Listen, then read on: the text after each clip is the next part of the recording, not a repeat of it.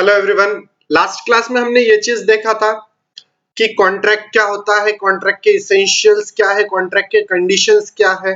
तो उसी क्लास में हमने ये चीज देखा था कि कॉन्ट्रैक्ट के लिए सबसे ज्यादा इंपॉर्टेंट जो फर्स्ट चीज रहती है वो है ऑफर और एक्सेप्टेंस। तो आज इस क्लास में हम यही देखेंगे कि ऑफर क्या होता है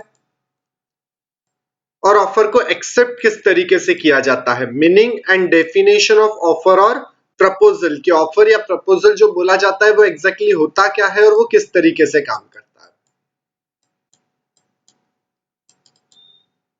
So here is the meaning of offer and definitions.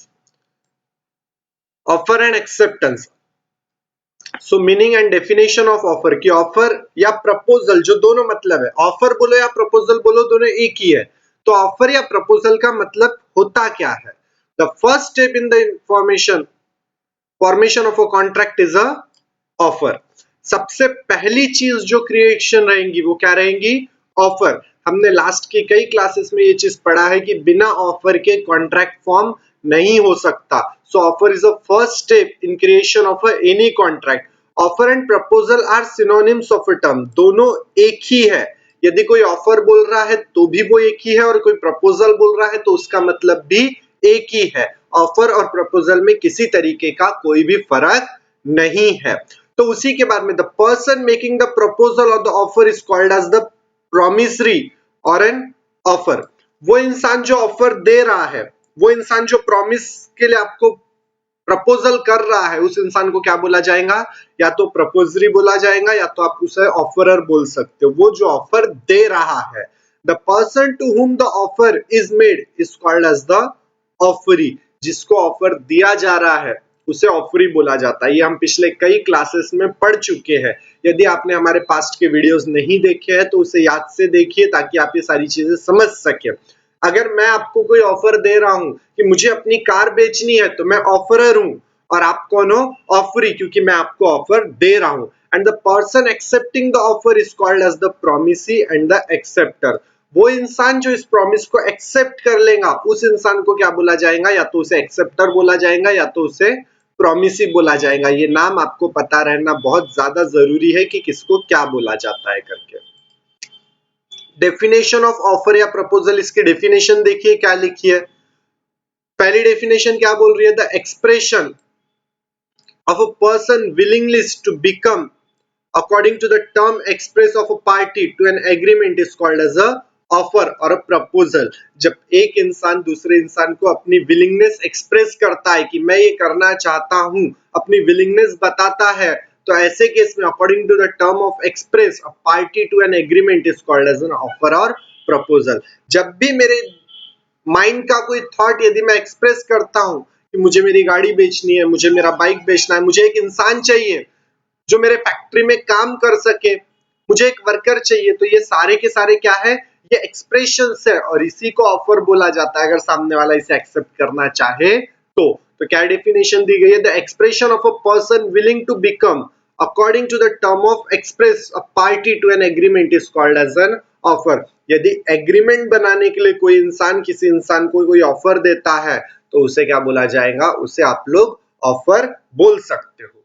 Section 2A of Indian contract act, Indian contract act section 2A में डेफिनेशन दी गई है कि what do you mean by proposal, और वहां क्या बोला है, when one person signify to another person his willingness to do or to absent from doing anything with a view to obtain assent for an act is treated as a proposal। जब एक इंसान किसी दूसरे इंसान को अपनी willingness बताता है, किस चीज की विलिंगनेस, वो कुछ करने की भी रह सकती है और कुछ नहीं करने की भी रह सकती है। फॉर एग्जाम्पल, अगर आप मेरा इतना काम करके दोगे तो हम आपको जॉब पे रखेंगे, ये एक प्रपोजल है कि आप ये काम करो। और नॉट प्रपोजल यानी अगर आप वो काम छोड़ते होंगे तो हम आपको जॉब पे रखेंगे। ऐसी दोनों चीजों की विलिंगनेस रह सकती है, कुछ करने की भी और कुछ ना करने की भी। तो जब इंसान अब सामने वाले को अपना प्रपोजल देता है, ऑफर देता है, तो ऐसे केस में उसे ऑफर बोला जाता है। बहुत ही सिंपल सा टर्म है, एक सिंपल वर्ड में याद रख सकते हैं, thought of willingness to do something. हम जब हमारा विचार, हमारा थॉट किसी को बताते हैं कुछ करने के लिए और उसका एक्सेंट मांगते हैं, उससे परमिशन मांगना चाहते हैं, उसका सपोर्ट मांगना चाहते हैं, तो ऐसे केस में आप उसे क्या बोला जाएगा, प्रपोजल बोला जाएगा। Essence of a valid offer और प्रपोजल। एक वैलिड ऑफर के लिए किन किन चीजों का रहना जरूरी है। पहला, ऑफर में भी एक्सप्रेस और इम्प्लाइड। आप जो सामने वाले को ऑफर दे रहे हो वो एक्सप्रेस भी रह सकता है और इम्प्लाइड भी रह सकता है। क्या? एन ऑफर में बी एक्सप्रेस और इम्प्लाइड। एन ऑफर में be made either by words और आइदर बाय कंडक्ट। यानी आप अपने शब्दों से भी उसको ऑफर दे सकते हो और नॉन वर्डिंग में भी दे सकते हो। एग्जाम्पल देखो, M says to N that he is willing to sell his motor car to him for rupees 20,000. He is an express offer. जब एक इंसान अपने वर्ड से किसी दूसरे इंसान को बोलता है कि मैं ये करना चाहता हूं, मैं अपनी गाड़ी आपको बेचना चाहता हूं, मैं आपको अपने ऑफिस में जॉब देना चाहता हूं, तो ये सब क्या है? एक्सप्रेस ऑफर है। The Delhi Transportation Corporation run ominously on different routes to carry passenger at schedule. First, this is an implied offer by DTC।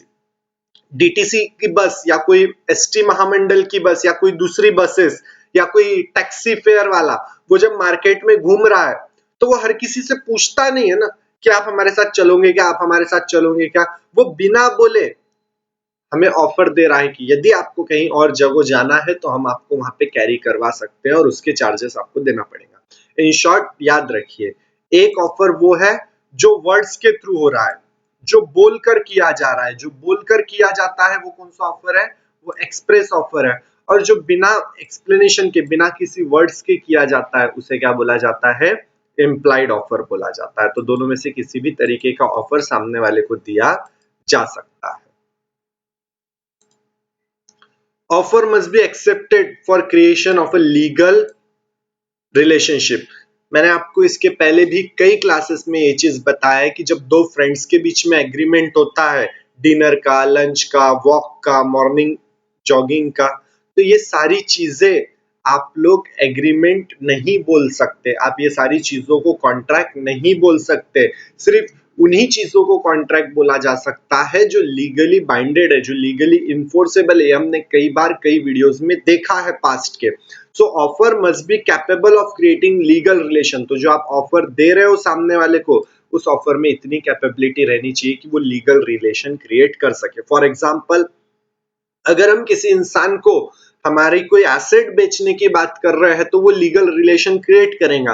लेकिन स्मगलिंग की बात की जाए, किसी को किडनैप करने की, किसी के मर्डर की बात की जाए, तो ऐसे केस में वो ऑफर लीगल रिलेशन क्रिएट नहीं करेगा। And offer must competent to give a legal consequences and to be capable of creating a legal relation. हर कोई ऑफर में कैपेबिलिटी रहनी चाहिए कि वो लीगल रिलेशन क्रिएट कर सके। यदि आपका ऑफर लीगल रिलेशन क्रिएट नहीं कर सकता तो वो ऑफर कभी भी कॉन्ट्रैक्ट नहीं बन सकता है, ये आपको ध्यान रखना पड़ेगा। If the offer does not intend to give rise to legal consequences, it will not be a valid offer। अगर वो ऑफर लीगल क्रिएट नहीं कर रहा, लीगल रिलेशन क्रिएट नहीं कर रहा, तो वो इनवैलिड ऑफर माना जाएगा, वो वैलिड ऑफर नहीं माना जा सकता। And offer to a friend to die at the offer place or an offer to one wife to show her a movie is not a valid offer, and such cannot give rise to a binding agreement even though it is accepted and there is consideration, because it is a social agreement, is that the parties do not intend legal consequences to follow the breach of agreement। क्या बोला है कि जब एक इंसान अपनी wife को ये चीज बोल रहा है कि आज हम शाम को मूवी देखने जाएंगे, या एक दोस्त अपने दोस्त को ये चीज बोल रहा है कि आज हम शाम को घूमने जाएंगे, तो ऐसे केस में यदि वो ऑफर दिया गया है कि आज आप मूवी पे चलोगे क्या, सामने वाले ने उसे एक्सेप्ट भी किया है, लेकिन वो ऑफर है, वो प्रपोजल है, लेकिन वो लीगल रिलेशन क्रिएट नहीं करेगा, तो उस चीज के लिए आप कोर्ट ऑफ लॉ तक नहीं जा सकते। मैं आपको बार बार बोल रहा हूं कि आप पुराने वीडियोस देखकर आइए, ये सारी चीजें हमने पुराने वीडियोस में डिस्कस की है। तो अगर वो वीडियोस आपने देखे हैं तो ये आपको क्लियरली साफ साफ समझ में आएगा। नेक्स्ट टर्म देखिए क्या है फिर। Third term, the term of offer must be certain. जो भी ऑफर दिया जा रहा है वो क्रिस्टल क्लियर रहना चाहिए, तभी वो ऑफर बन सकता है। देखिए क्या लिखा है, the term of offer must be certain and not loose or vulgar. It is the term of the offer are not defined and certain, it does not amount to a lawful offer। आप जो भी offer दे रहे हो वो सामने वाले के mind में क्रिस्टल क्लियर रहना चाहिए। यदि आपका ऑफर क्लियर नहीं है तो आप उसे ऑफर नहीं बोल सकते। जैसे कि A purchase a horse from Y and promise to pay some money. देखिए जरा ध्यान से क्या बोल रहा है वो, कि हम आपसे आपका हॉर्स खरीदेंगे, हम आपसे हमारी गाड़ी, आप एक काम कीजिए अपनी गाड़ी मुझे बेच दीजिए, मैं आपको कुछ रुपए दे दूंगा। तो मैं आपको कितने रुपए दूंगा मैं ये बता रहा हूं क्या? तो सम मनी, इस तरीके के एग्रीमेंट, इस तरीके के ऑफर दिए नहीं जा सकते हैं। वो सर्टिफाइड रहना चाहिए कि मैं आपको 1 लाख रुपए दूंगा, मैं आपको 50,000 दूंगा। ठीक है हम कर लेंगे, क्या करेंगे ये आपको पहले बताना पड़ेगा। आप ऐसे ही आधी बातों के साथ ऑफर नहीं, हम अक्सर बोलते हैं ना ठीक है देख लेंगे, मैं दे दूंगा बराबर रुपए, हाँ ठीक ठीक रुपए दे दूंगा। उस तरीके से ऑफर किए नहीं जाते हैं। ऑफर कभी भी क्रिस्टल क्लियर रहने चाहिए। This is not an offer which can be accepted because the amount of money is not paid on a certain cases. वहां पे हॉर्स तो क्लियरिफाई है लेकिन अमाउंट कितनी है ये सर्टन नहीं है। उसी तरीके से देखा जाए तो एक बैनर के ऊपर ऑफर दिया है कि हमारी कंपनी 30,000 के अंदर आपको एक बाइक सोल्ड करने के लिए कैपेबल है, हमारी कंपनी 30-30 हजार में गाड़ियां बेच रही है। तो ये भी सर्टन ऑफर नहीं है। क्यों? क्योंकि गाड़ी का मॉडल नंबर, गाड़ी कौन सी है, वो किस वैरायटी की है, वो किस कंसेप्ट है, वो फर्स्ट हैंड है कि सेकंड हैंड है, ऐसा किसी भी तरीके का क्लियरिफिकेशन वहां पे नहीं दिया गया है। तो ऑफर मस्ट बी सर्टन का मतलब क्या है कि आपका ऑफर जो आप दे रहे हो वो क्रिस्टल क्लियर रहना चाहिए, उसमें सारी बातें साफ साफ लिखी रहनी चाहिए, तभी आप उसे ऑफर बोल सकते हो सही मायने में। फिर नेक्स्ट पॉइंट देखिए क्या बोला है, an offer must be specified और जनरल। आपका ऑफर कभी भी कैसा रहना चाहिए?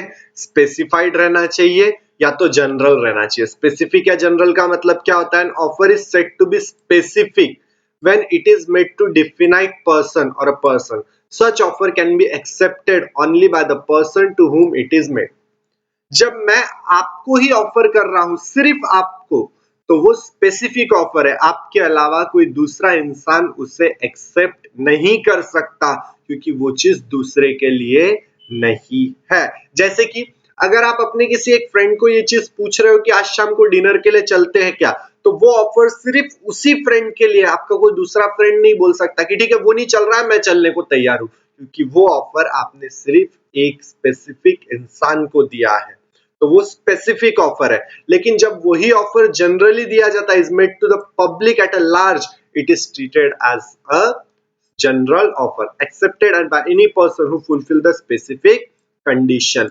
जो भी इंसान उस एक्सेप्ट को ऑफर करना चाहता है, इन शॉर्ट एक को या किसी ग्रुप को ऑफर दोगे तो वो स्पेसिफिक है, और पूरी जनरल पब्लिक को ऑफर दोगे तो वो क्या है? वो जनरल ऑफर माना जाता है। ये बहुत ही सिंपल सा टर्म है। और लास्ट पॉइंट हमारे पास क्या है? ऑफर में can be, an offer can be made subjected to terms and conditions. आपने अक्सर देखा होगा आपको कंपनी के तरफ से जब मैसेजेस आते हैं तो उसके नीचे लिखा रहता है terms and conditions are applicable. जब आप 399 का या 499 का रिचार्ज वगैरह ड्रॉ करते हो तो उसके मैसेज में लिखा रहता है कि सारी टर्म्स एंड कंडीशंस अप्लीकेबल रहेंगी। एंड ऑफर में भी अटैच एनी टर्म और कंडीशन, तो ऑफर में आप कोई भी टर्म और कंडीशन अटैच कर सकते हो to the offer he may even prescribe the mode of acceptance. there is no contract unless all the terms of offer are completed with and accepted in the mode of prescribed। क्या बोला है?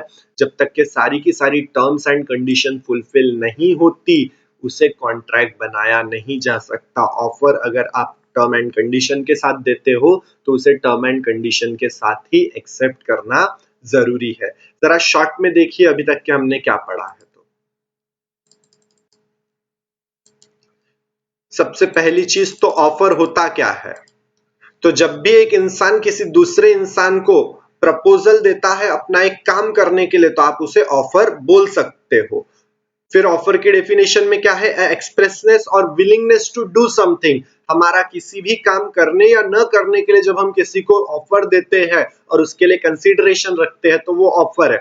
Offer में भी express और implied, express यानी शब्दों में भी ऑफर किया जा सकता है और किसी को एक्ट करके भी, किसी को कोई काम करके भी हम उसको ऑफर दे सकते हैं। Offer must be capable of creating legal relation. Her offer में इतनी कैपेबिलिटी रहनी चाहिए कि वो लीगल रिलेशन क्रिएट करे। यदि आपका ऑफर लीगल रिलेशन क्रिएट नहीं कर सकता है तो वो इनवैलिड ऑफर है, उसे वैलिड ऑफर नहीं बोला जा सकता। The term of offer must be certain, आपका ऑफर क्लियर रहना चाहिए, उसमें किसी भी चीज का हाइडिंग रूल रहना नहीं चाहिए। And offer must be specific और जनरल, किसी एक को ऑफर करोगे तो वो स्पेसिफिक है और लार्ज पब्लिक को ऑफर दोगे तो वो जनरल है। Offer can be made subjected to terms and conditions, offer terms और कंडीशंस के साथ भी दिया जा सकता है जो आपको फुलफिल करनी पड़ेंगी। और उसके बाद में ये सारी चीजें हमने देखी है, बची हुई नेक्स्ट वीडियो में। Thank you very much.